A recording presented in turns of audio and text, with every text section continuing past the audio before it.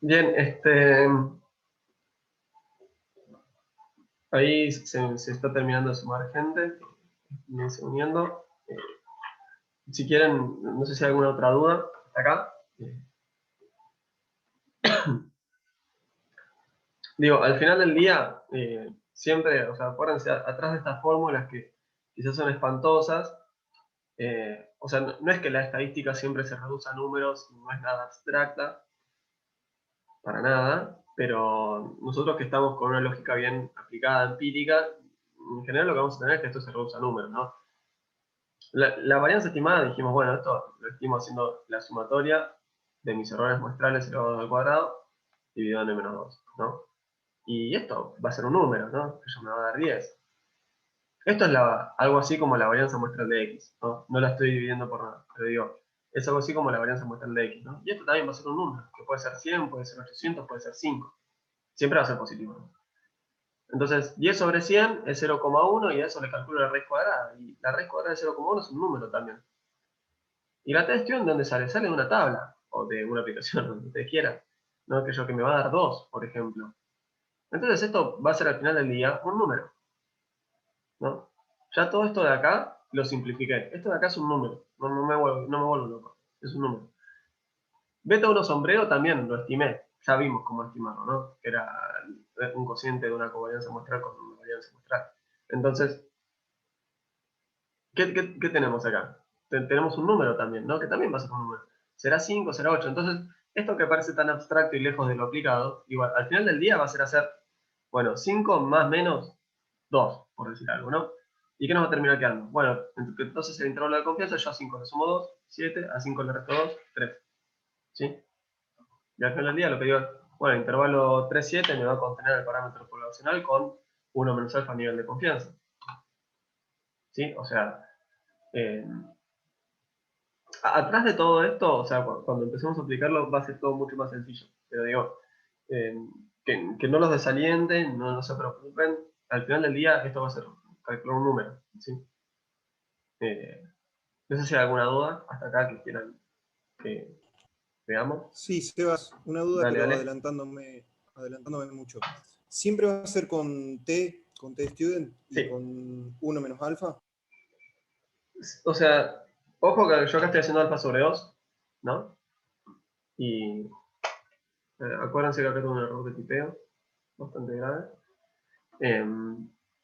Siempre va a ser con una T, porque yo jamás en la vida voy a conocer a la verdadera varianza. Si la conociera, buenísimo, podría trabajar con otra distribución y todo, pero la verdad es que no la voy a conocer. Entonces, es un caso sin relevancia a nuestros fines, ¿no? Eh, es importante igualmente porque es como con X barra, ¿no? Vos te hacías tu distribución normal, lo dividías por un H cuadrado y todo eso distribuía T. Bueno, acá es lo mismo. Yo agarro una distribución normal, que es la distribución del parámetro, pero el tema es que esa distribución normal contiene un sigma que no conozco. Yo eso lo divido por un h cuadrado, que en realidad lo divido por la raíz cuadrada de h cuadrado sobre el grado de libertad de h cuadrado, es medio trabalenguas, perdón. Y al final del día llego a la expresión que distribuye t de student. O sea, al final del día siempre, siempre, siempre t de student, ¿ok? Nunca nos vamos a ir de ahí. O sea, vamos a usar estos estadísticos que distribuyen t de student, si querés, mejor dicho, porque no es que es la única distribución que existe acá en intervalos en regresión lineal. ¿Sí? ¿Quedó claro ahí, Ale? Sí, muchas gracias. Bien, genial. Bueno, así como obtuvimos estos intervalos para los Sebas, tractos. Sí, Martín, decía. pregunta por curiosidad. Viste que en estos días se estaba hablando del coeficiente R, que creo que lo vamos a ver acá, si no me equivoco, que decían, bueno, el coeficiente R de los contagios y los demás. No, pero eso es otra cosa que nada que ver. O Ah, listo, sea, listo, listo. ese coeficiente R no está. O sea, muy lejos yo de ser epidemiólogo y esas cosas, pero por lo que tengo entendido, el coeficiente R en realidad lo que dice es como, o sea, viene a simbolizar cuán contagioso es esto, ¿no? Y representa de alguna forma relativamente más amigable a la interpretación por cada persona infectada, cuántas personas más infectan, ¿no? Entonces, si ese coeficiente es bajo, implica que una persona infectada infecta a pocas personas. Eh, Ahora, nosotros acá, cuando hablemos de coeficiente R, va a hablar del potencial explicativo de un modelo, ¿no? Claro, O sea, son dos cosas muy lejanas. perfecto, gracias Sebas. Quería saber eso como curiosidad. No, estoy con disculpas a los epidemiólogos, que lo debo haber explicado como el recontra remil, ya saben. Bueno, si no hay otra duda, avanzo, ¿sí? Cualquier cosa, prende el micrófono igual. Pero así como recién obtuvimos el intervalo de confianza para estos parámetros, ¿sí? Para beta 0 y beta 1, también podríamos hacer el intervalo de confianza para y sombrero. Que recuerden que y sombrero es nuestra estimación, ¿sí? Voy a hacer acá, lo voy a escribir, que nunca está más. O sea, antes nosotros decíamos, bueno, yo tenía una variable, ¿sí? Me voy acá arriba, estoy hablando de otra cosa, me fui a 3 semanas atrás. Yo decía, tengo la esperanza de una variable y quiero saber cuántas mu, pero no lo puedo saber. Entonces lo que hago es una muestra y lo que hago es estimarla, ¿no? Entonces yo estimaba esta media con X barra, ¿no? O sea, mi estimación de la esperanza de X era mi estimación de mu y mi estimación de mu era X barra. Bueno, acá acuérdense que, y ahora vuelvo del pasado, ¿sí? Nos subimos al DeLorean, volvemos ahora al presente y yo acá hago chistes de Volver al Futuro, saben, nunca vi esas películas.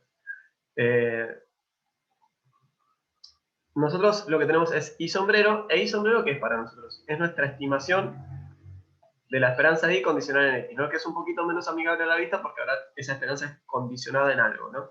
Pero dijimos, a nivel intuitivo esto no es nada raro, ¿no? Es qué valor espero que haga una persona dado que tiene este nivel de educación. Entonces, lo que nosotros podemos hacer es, bueno, si nosotros hacíamos un intervalo de confianza para esta esperanza de X, ahora podemos hacer un intervalo de confianza para esta esperanza de Y condicional en X, ¿no? ¿Qué intervalo, ¿no? Contendría a este valor esperado con un cierto nivel de confianza, ¿no? Y ahora, ¿cuál es el tema? Que ese intervalo va a depender del valor que me adopte X, ¿sí? Si vos tenés un año de educación o tenés 300 años de educación, bueno, probablemente mi intervalo de confianza sea distinto, ¿no? También sería bastante difícil que tengas 300 años de educación, pero bueno. Entonces, lo que vamos a hacer es decir, bueno, y esto en realidad debe ser la esperanza de subir. Lo que hacemos es decir, bueno, vamos a hacer un intervalo de confianza para esta esperanza condicional, ¿no? Bueno, nuestra esperanza con nuestro estimador de la esperanza, ¿sí? Y sombrero, distribuye normal, y vamos a tener de vuelta el mismo problema, ¿no? Que vamos a tener metido un sigma cuadrado. Distribuye normal con media igual a I sub i, y eso lo que tiene de complejo, ¿no? Es que esto de acá lo demostramos. Entonces dijimos, bueno, a ver, mis estimadores son cerrados y recuerden que demostramos que bueno, que yo le aplicaba la esperanza a esto, no lo que me daba. El tema tendría que ser que lo que tenemos de complejo acá es que dentro del desvío, o sea, bueno, ya dijimos, mira, tengo esto de acá que no lo conozco, así que yo tengo un problema. Pero lo que vamos a tener de novedoso es que esto de acá va a depender del valor puntual que haya adoptado mi variable explicativa, ¿sí? Fíjense, yo acá tengo x sub i suelto, ¿no? Entonces, si vos tenías, o sea, antes nosotros me voy para atrás, ¿sí? Voy para atrás, voy a borrar acá todos los dibujos, y yo lo que hacía era fijarme, bueno, agarro mi estimación, hago esta sumatoria y listo. Lo que hay de nuevo ahora es que mi intervalo de confianza va a depender de qué valor puntual de x estoy mirando, ¿no? Entonces, yo puedo hacer este intervalo de confianza, ¿no? Y digo, bueno, puede ser intervalo de confianza. Para el valor esperado de tu ingreso, dado que X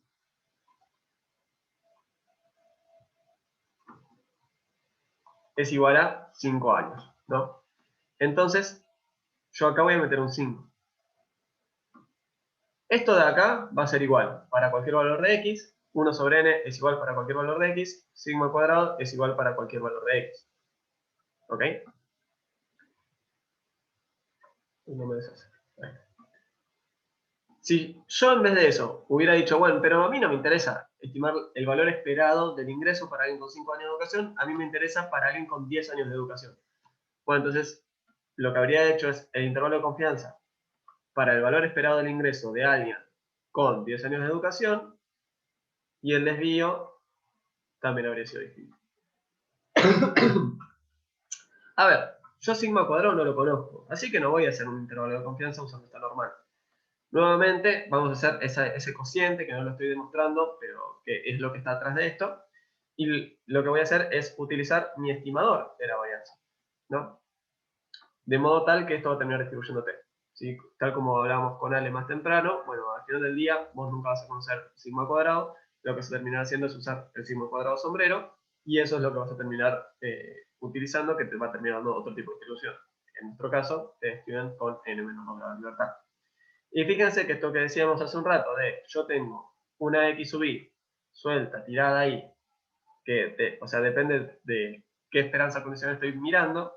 Bueno, acá también lo tengo, ¿no? O sea, es exactamente lo mismo que teníamos hace 2 segundos, la diferencia es que en vez de sigma, tengo sigma sombrero, ¿sí? Lo marco ahí en color para que quede bien claro. X sub i, si nosotros estamos mirando para 10 años, bueno, pimba 10, ¿no? El intervalo de confianza, fíjense que va a ser lo mismo que mencionábamos antes. Yo voy, busco en mi aplicación, en mi tabla, lo que sea, mi test. Sigma cuadrado sombrero es una estimación. 1 sobre n es 1 sobre el tamaño de muestra. Si el tamaño de muestra es 100, 1000, 500, listo, acá meto 1 sobre 100, 1000 o 500. Esta sumatoria de x, que es algo así como la varianza muestral de x, ¿no? Digo algo así porque en realidad no es la varianza muestral, fíjense que le falta un denominador, pero es similar, no piénselo, digo, quizás digo la varianza muestral de x para que se den cuenta que no es tan distinto a algo que ya saben, nosotros ya saben hacer esto, no se preocupen. Y lo que hacemos al final es, acá arriba, si yo me preguntaba, bueno, me interesa el valor, o sea, el valor esperado del ingreso, dado que x toma el valor 10, bueno, entonces acá hago 10, ¿sí? 10 menos x barra, que x barra es el promedio de las x. Yo hice el promedio de los años de educación de todo el mundo. Esto me dio un promedio que fue 7,8, bueno. 10 menos 7,8, ¿no? Y listo. Vamos a poner 7 porque no me entra el decimal. Y esto lo llevo al cuadrado. Y al final del día lo que tuvimos era eso, ¿no? O sea, todo esto de acá es un número. E y sombrero, ¿no? ¿Qué es y sombrero? Y sombrero es, agarro beta sombrero 0, beta sombrero 1, y lo multiplico por x, ¿no? Y a mí beta sombrero 0 capaz que me dio 3, beta sombrero 1 capaz me dio 4, y yo dije, bueno, y esto me interesa para la persona con 10 años de educación. 3 más 40, 43. Entonces esto de acá también es un número, ¿no? Y esto en la recta, me voy a mover los videitos de zoom para la izquierda, así puedo dibujar también de este lado. Y esto en la recta lo que se ve es como, bueno, cuando x tomaba este valor, ¿qué valor adoptaba ahí? Este de acá, 43. ¿Sí?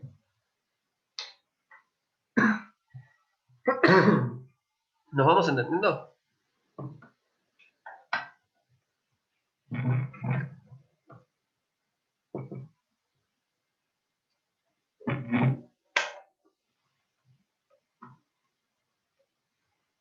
Ahí vi que habló alguien al chat. Ah, bueno. No sé si hay alguna duda hasta acá, si no avanzamos. A la 1, a las 2, a las 3. Bueno, borro todos los dibujos y avanzamos, ¿ok? Yo acá les dejo una nueva visualización en R, ¿no? Que es, agarro, tengo mis datos, si yo a esos datos les pongo la recta de regresión arriba, se vería como algo así.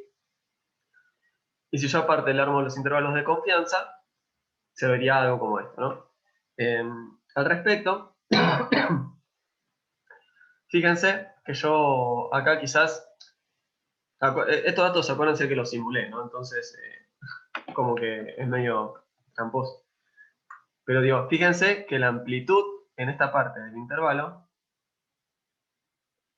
es más alta que la amplitud en esta parte del intervalo, ¿no? Y acá también, la amplitud es más alta que en el centro.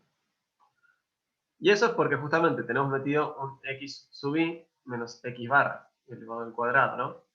Entonces, lo que decíamos era, este intervalo de confianza va a depender de qué valor de x sub i estoy mirando, ¿no? Fíjense, me voy una filmina para atrás, bueno, unas cuantas para atrás, acá borro los dibujos. La amplitud, ¿no?, del intervalo, yo lo que estoy diciendo es, esto va a adoptar un valor, sea el que sea ese valor, ¿no? 100, 200, 300. Bueno, y eso irá cambiando, está bien, no me preocupo. Pero fíjense que lo que yo le sumo y resto depende de qué valor de x y estoy mirando, ¿no? Típicamente, cuanto más cerca esté x y de x barra, este paréntesis va a ser menor. Lo que está dentro del paréntesis va a ser menor. El cuadrado de lo que está dentro del paréntesis va a ser menor, ¿no? Y eso fíjense que está sumando a todo esto. Entonces, si x y está cerca de x barra, todo esto va a ser más pequeño. Si todo eso es más pequeño, esta raíz cuadrada, o sea, al menos para los casos que estamos trabajando ahora más, también debería ser más pequeña. Si yo eso lo multiplico por un número positivo, también debería ser más pequeño. Entonces, a medida que x y estén más cerca de x barra,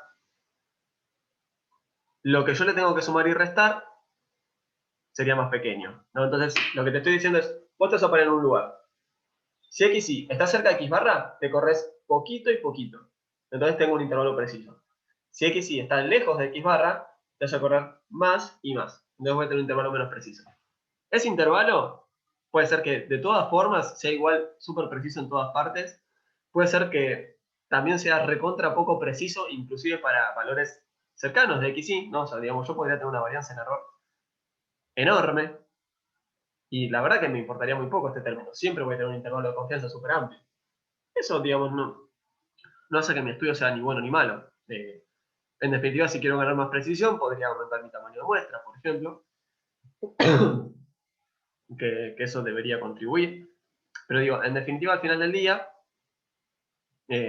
notemos que la amplitud del intervalo de confianza depende de en qué valor de XY me estoy parando. Y eso es algo que para mí es bastante interesante, ¿no? Pensar que mi intervalo de confianza tiene una amplitud, o sea, la amplitud de este intervalo es cambiante de acuerdo al valor de X, ¿no? O sea, para acá te tengo que pedir más amplitud para contener a la esperanza con mayor nivel de confianza.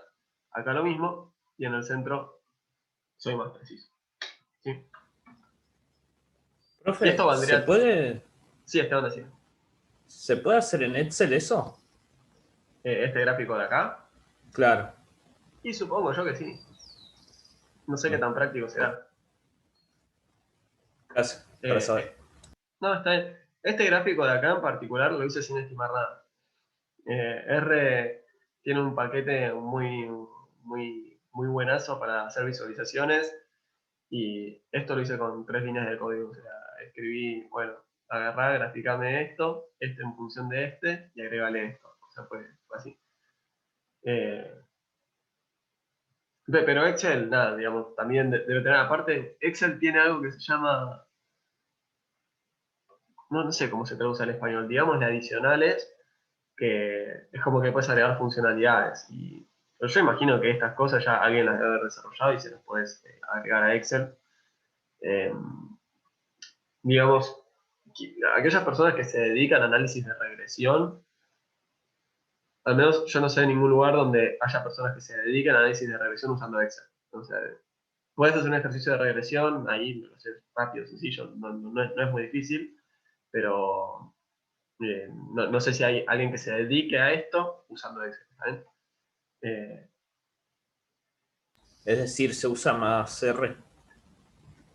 Hay, o sea, digamos, para usar econometría, digamos que hay tres programas importantes que son R, Stata y Python.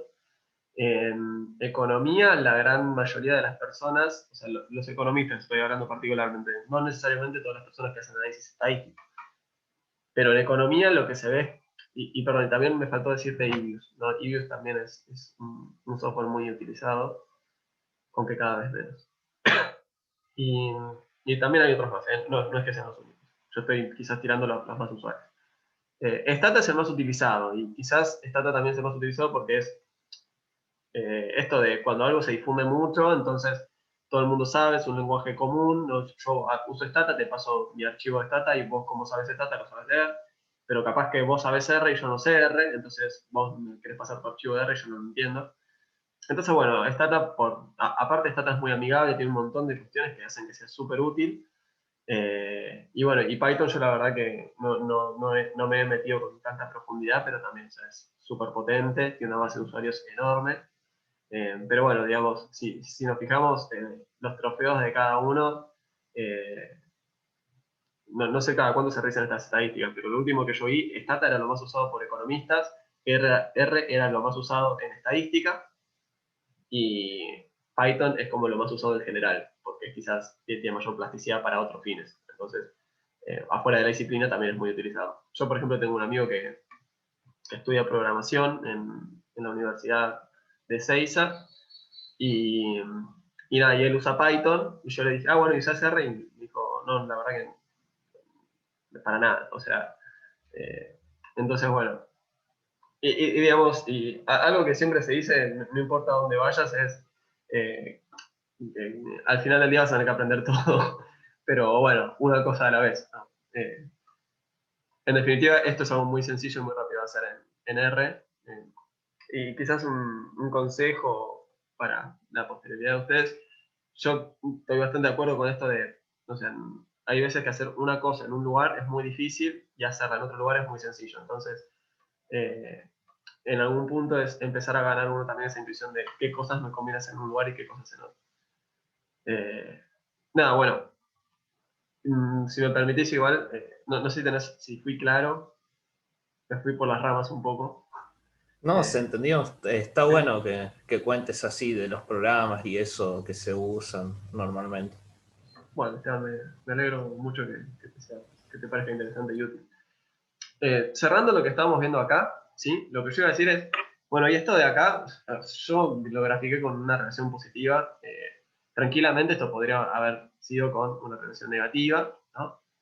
Y nosotros acá esa relación negativa, y le hacemos nuestra regresión, y a esa regresión, aparte, le vamos a hacer los intervalos de confianza, ¿no? Que podrían tomar una forma similar a esta. Digo, o sea, no es que necesariamente era para el caso positivo. Hice el caso positivo porque, no sé, estaba en R y dije, bueno, se lo meto a esto. No sé si en otra slide lo habré puesto ahora. Eh, bueno, hasta acá. Vimos los fundamentos de este análisis, los supuestos que hacemos al hacer este análisis, vimos cómo hacer este análisis, o sea, cómo lo estimo, y aparte vimos cómo hacer los test de hipótesis, cómo hacer los intervalos de confianza, y ahora lo que vamos a ver es un análisis de correlación. ¿Ok? Y ahora, o sea, viéndolo de forma veloz, si quieren, ¿no? Nosotros ya habíamos mencionado lo que era el coeficiente de correlación lineal, ¿no? Nosotros, cuando hablamos de esperanzas y de varianzas en aquella clase todavía del primer parcial, que ahora debe parecer muy lejana, hablamos de la covarianza, y cuando hablamos de la covarianza también hablamos del coeficiente de correlación lineal, ¿no? Breve repaso, la covarianza nos mide de alguna manera la relación lineal entre dos variables. Dijimos que la covarianza entre estas dos variables me está midiendo una relación lineal y no necesariamente esa relación sea lineal. O sea, podemos tener relaciones de otros tipos. La covarianza, términos lineales. El tema de la covarianza era esto de que me podía dar un valor enorme, un valor muy bajo, y yo eso lo tenía que contextualizar a los fines de mi problema. Entonces lo que hacíamos era dividirlo por el desvío de la primera variable por el de la segunda, ¿no? Entonces, ¿qué teníamos ahí? Bueno, lo que teníamos era el coeficiente de corrección lineal, ¿sí? Que lo simbolizamos con esta letra griega ρ, que parece una P, ¿no? Esto de acá. Y ρ lo que tiene de particular es que está entre los valores menos 1 y 1, ¿no? Adentro de ese intervalo es una variable que se mueve en los reales, y lo que me implicaba era, bueno, si el valor de ρ era 0, yo digo que estas variables no están correlacionadas linealmente. Si el valor de ρ es igual a 1, digo que tiene una correlación lineal positiva perfecta, y si el valor es igual a menos 1, al contrario, que es negativa. ¿Cómo se vería esto gráfico si yo tengo mi nube de puntos? ¿No? Bueno, ¿cómo se veía hace un rato? Si yo tengo ρ igual a 1, esto tendría esta forma, ¿no? Una recta perfecta, ¿no? Ese es perfecto. Si fuera negativa, lo voy a hacer de este lado, lo que tendría es una recta perfecta, ¿no? También. Y esto de acá vendría a ser menos 1, esto de acá vendría a ser un ρ igual a 1. Y si quieren lo metemos por acá abajo,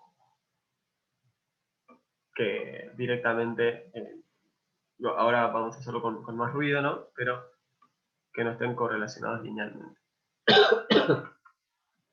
Y esto también lo podríamos hacer como con un mapita también. En definitiva, si esta relación es lineal perfecta, ρ sería igual a 1. Nosotros en general nunca vamos a tener algo así lineal perfecto, sino que vamos a tener una nube de puntos, como decíamos hace un rato. Y lo que vamos a tener es un ρ positivo, pero no igual a 1, ¿no? O sea, y cuanto más alto ρ, más fuerte va a ser esa relación lineal.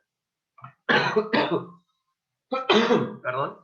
Del mismo modo, para una relación negativa, yo puedo tener un ρ negativo, que no necesariamente sea igual a menos 1, pero de todas formas va a estar correlacionado, y cuanto más cerca de menos 1, más fuerte va a ser esa relación negativa. Y bueno, para un ρ igual a 0 no necesariamente tiene que ser así. Y digamos, puede ser que nos dé ligeramente positivo, ¿no? Que quizás yo recibí algún par de shocks por acá, y entonces, bueno, el coeficiente de correlación lineal me dé algo positivo, pero no necesariamente sea significativo, ¿no? Y ahora estamos hablando de ρ, ¿no? Así como en su momento hablábamos de mu, ahora estamos hablando de ρ. ¿Y cuál es el tema? Que yo a ρ jamás lo voy a ver. Entonces, ¿qué tengo que hacer? Tengo que estimarlo. ¿Sí? Voy a borrar acá todos estos dibujitos. Y cuando nosotros querramos estimar ρ, ¿cómo lo vamos a hacer? Bueno, con la versión muestral de esto que tenemos acá. Vamos a estimar la covarianza entre x e y, y lo vamos a dividir por los desvíos. ¿Ok? En particular, yo acá ya hice una simplificación, no simplifiqué los denominadores, pero en definitiva, esta es la versión muestral. Agarro, así como tuviéramos nuestra planillita, nuestro x, nuestro y, ¿no? Yo hago mi columna que es x menos x barra, mi columna que es y menos y barra, que no es el extensor de boca. Hago el producto de estas dos columnas y lo sumo, y por otra parte voy a hacer esta columna al cuadrado, lo sumo, esta columna al cuadrado, lo sumo, y con eso ya me obtuve mis tres términos, ¿no? Con eso me obtuve el numerador, la primera parte del denominador, la segunda parte del denominador, ¿sí? O sea, fíjense que es también muy similar a lo que estuvimos utilizando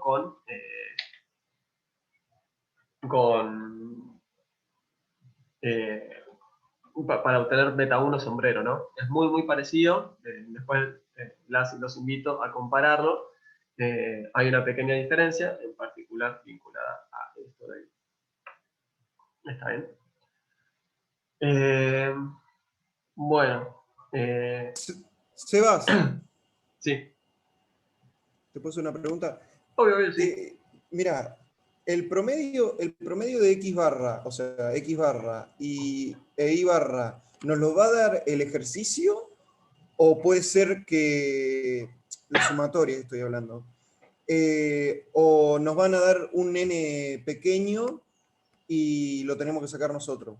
¿Puede haber de las dos posibilidades? Las dos, sí. Sí, sí, a los fines del Gracias. examen, sienta inclinación a darles una salida, a interpretarla, o a darles sumatorias y que utilicen esas sumatorias ustedes para operar, por una cuestión de que se me hace que quizás, no sé, si les pongo muchos datos, empiezan a jugar en contra de estas cosas de me puse nervioso y me comí un más, un menos, y se me fue todo el ejercicio al demonio, no porque yo no entienda, sino porque poco tiempo y la necesidad de hacer todo rápido. Siento cierta inclinación, pero bueno, o sea, digamos, uno tiene que saber hacerlo con los datos crudos y tiene que saber hacerlo con las fórmulas.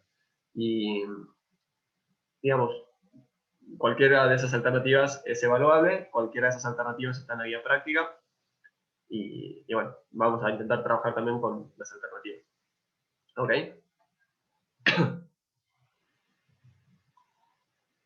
¿Sí? Sí, Seba, muchas gracias. Genial.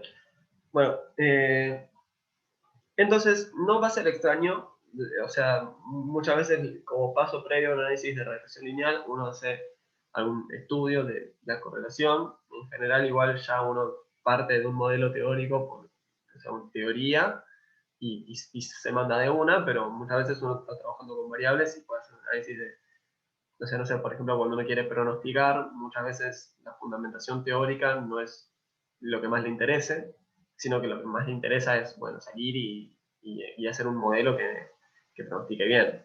Digo, justo ayer hablaba con una excelente profesora que se llama Magdalena Cornejo, y ella me aclaraba algo, ¿no? Que a veces uno se embala con estas cuestiones y no es que un modelo para pronosticar, es un modelo eh, antagónico a un modelo utilizado para estimar o para representar una relación, ¿no?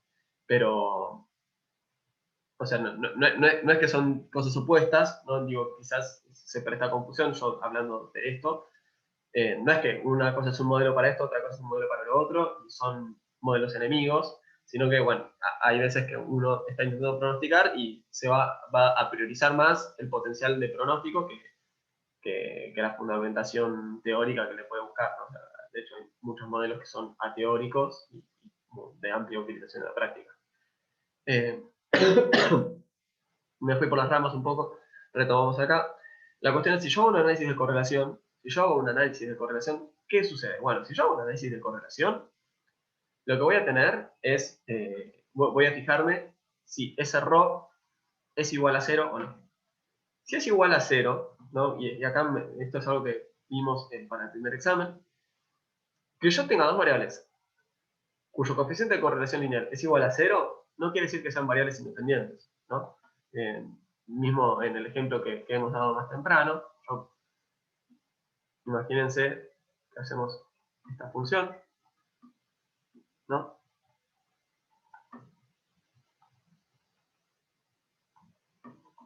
Y esto, o sea, dibujado mal y pronto, lo que me está queriendo decir es que, o lo que yo intento decir con este gráfico, es que y es igual a x elevado al cuadrado, ¿no? O sea, si x adopta el valor 4, y debería estar adoptando el valor 16. Entonces no son dependientes. Claramente y es una función de x. O sea, estoy inventando algo acá, no es que estoy diciendo así se comportan estas dos variables. Lo que estoy intentando decir es, bueno, y si yo busco el coeficiente de corrección lineal de esto, me va a dar 0. O sea, el coeficiente de corrección lineal me puede dar 0 y que no haya, y que las variables no sean independientes, ¿no? Recuerdan, ¿sí? Esto lo vimos para el primer parcial, pero vamos a ponerlo así mejor. Voy a sacar esto de acá.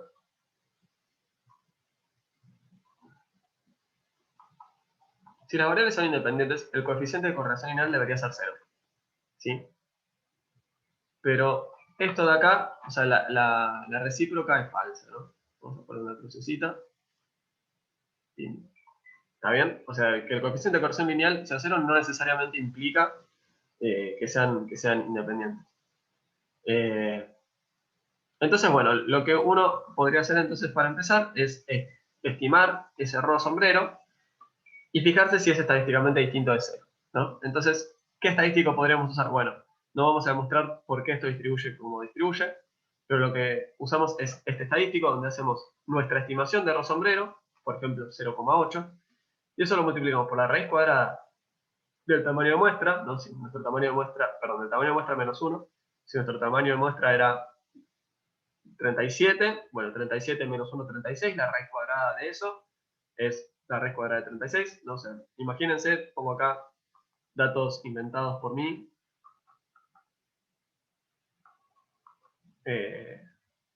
para ilustrar un poco nomás. Entonces nuestro estadístico que vendría a ser 0,8 por la raíz cuadrada de 37 menos 1, que es 36, todo eso sobre la raíz cuadrada de 1 menos 0,8 elevado al cuadrado, ¿no? O sea, este es mi estadístico muestral, ¿no?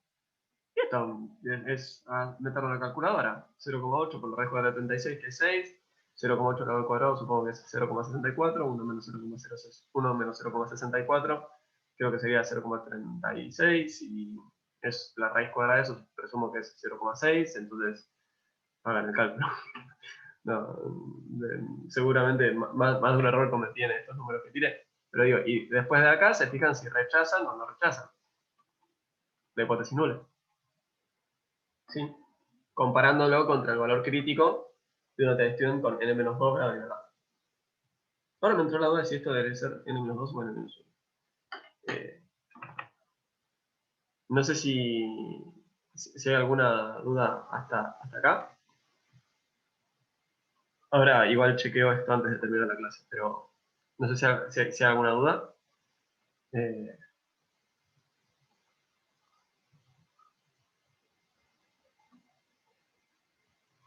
O sea, bueno, entonces, les comento, se nos está por acabar acá el Zoom, ¿sí? Que termina en 2 minutos. Permítanme chequear ese dato, total, ya en 2 minutos se corta, así que cierro acá la reunión si nadie tiene alguna duda, si no, última chance que les doy. Y bueno, si no tienen ninguna duda, listo, avanzamos con... cierro acá la reunión, volvemos a entrar y de paso les confirmo ese puntito. Perdón por la desprolijidad.